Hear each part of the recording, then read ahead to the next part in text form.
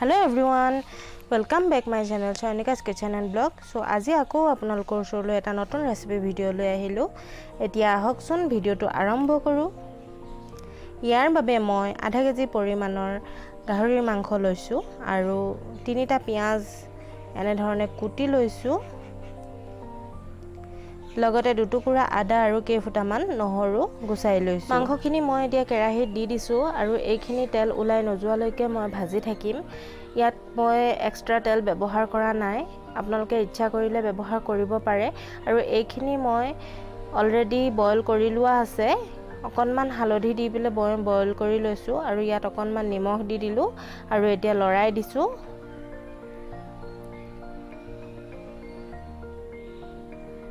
নিমখ দিলে খুব সহজতে তেলটো উলোৱাত সহায় হয়, সো সেই কাৰণে অকনমান নিমখ দি দিলে বেছি ভাল হয়।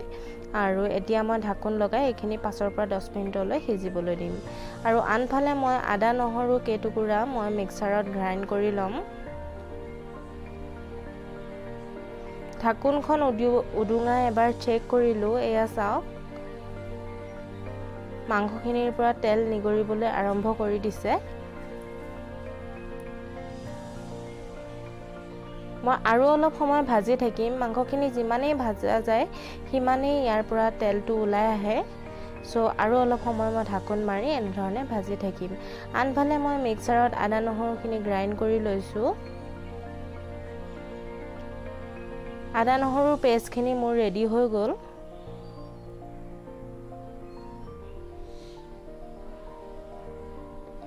আনফালে মই এটা বিলাহী এনে ধৰণে পুৰি লৈছো গেছতে। আপোনালোকে কেঁচাইও দিব পাৰে। পুৰি ললে স্মক ফ্লেভাৰ এটা আহে, সেই কাৰণে খুব ভাল লাগে আৰু সেই কাৰণে মই পুৰি দিছো। আৰু বিলাহীৰ বাকলিখিনি মই এনে ধৰণে গুছাই লম।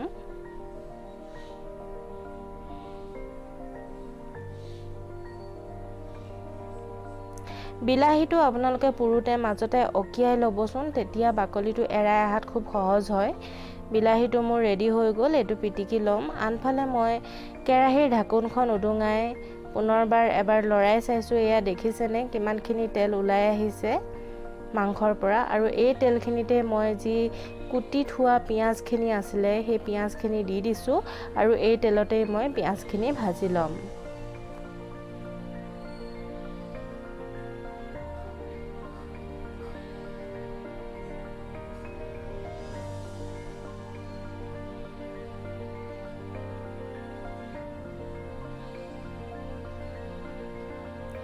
মাংসখিনি খুব সুন্দৰকৈ পিয়াজৰ লগত মিহলি কৰি লৰাই দিম। আৰু পিয়াজখিনি ৰঙচুৱা হোৱালৈকে মই ভাজি ললো। এতিয়া আদা নহৰু 1 চামুচ পৰিমাণৰ দি দিম। আধা চামুচকৈ মই দুবাৰ দিছো।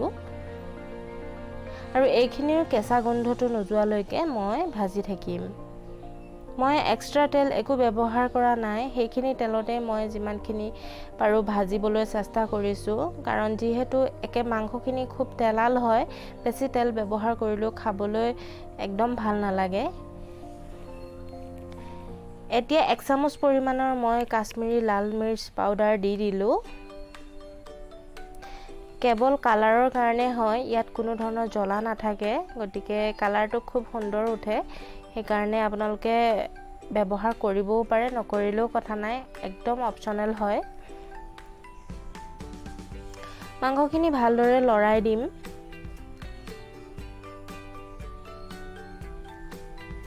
এতিয়া মই পুৰি লোৱা বিলাহীটো পিটিকা কৰি এনে ধৰণে ইয়াত দি দিছো। পুনৰবাৰ লৰাই ঢাকন মাৰি 10-15 মিনিটৰ কাৰণে কম জুইত সিজিবলৈ দিম।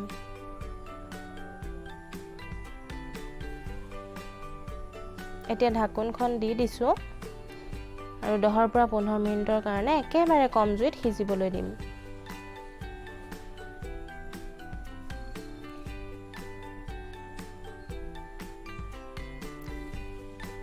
ঢাকনখন উডুঙাই এবাৰ চেক কৰিলো। মাংসৰ যিটো কালাৰ হয় সঁচাই বহুত সুন্দৰ হৈছে আৰু ইয়াৰ যিটো গোন্ধ আৰু টেক্সচাৰ সঁচাই মানে খুবেই টেষ্টিদায়ক হ'ব যেন লাগিছে। পিছত খালেহে গম পাম বাৰু। আপোনালোকে কোনে কোনে এনে ধৰণে বনায় প্লিজ কমেণ্ট বক্সত জনাবলৈ নাপাহৰিবচোন। আৰু কাৰ কাৰ এই মাংসটো ফেভাৰিট হয় প্লিজ জনাব কমেণ্ট বক্সত। এতিয়া মই ইয়াত পানী এড কৰিলোঁ, যিহেতু মাংসখিনি অলৰেডি আমাৰ বইল কৰা আছিলে, গতিকে বেছি সময় ভাজিবলগীয়া নহ'ল। চ' যিমানখিনি সময় ভাজিলোঁ ধুনীয়াকৈ ভাজ খালে, আৰু এতিয়া পৰিমাণ অনুযায়ী মই পানী মিহলাই দিলোঁ। আপোনালোকে গ্ৰেভিটো যেনেকুৱা ধৰণৰ বিচাৰে তেনেকুৱাকৈ ৰাখিব পাৰিব। আৰু এতিয়া মই এইখিনি উতলিবলৈ দিম।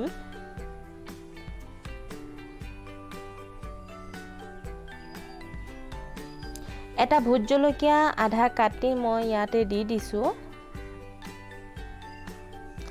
ইয়াৰ যিটো গোন্ধ হয়, ভোট জলকীয়াৰ গোন্ধটো গোটেই মাংসখিনিত সোমাই গ'লে সঁচাই ভাল লাগে খাই, সেইকাৰণে মই এইটো দি দিছোঁ। অপশ্যনেল হয়, আপোনালোকে নাথাকিলে নিদিলেও হ'ব। অকণমান সময় ঢাকোন মাৰি এইখিনি মই পুনৰ সিজিবলৈ দিম।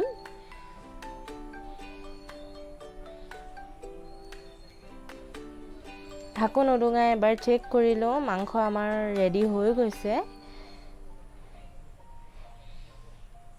এতিয়া মই গেছ অফ কৰি দিম আৰু এইখিনি আধা ঘণ্টা সময়ৰ কাৰণে ঠাণ্ডা হ'বলৈ দিম।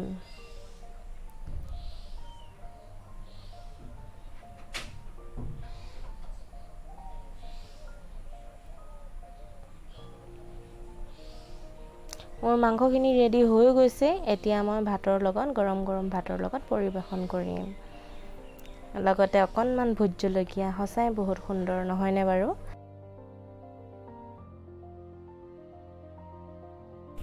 ভিডিঅ'টো চাই কেনেকুৱা পালে প্লিজ মোক জনাবলৈ নাপাহৰিব, আৰু যদি চাই ভাল পালে তেনেহ'লে লাইক কৰিব, শ্বেয়াৰ কৰিব, আৰু মোৰ চেনেলত যিসকল নতুন হয় তেওঁলোকে প্লিজ মোৰ চেনেলটো ছাবস্ক্ৰাইব কৰি দিব। আজিলৈ আহোঁ পুনৰ এটা নতুন ৰেচিপি ভিডিঅ' লৈ আপোনালোকৰ ওচৰলৈ অতি সোনকালে আহি আছোঁ। ধন্যবাদ।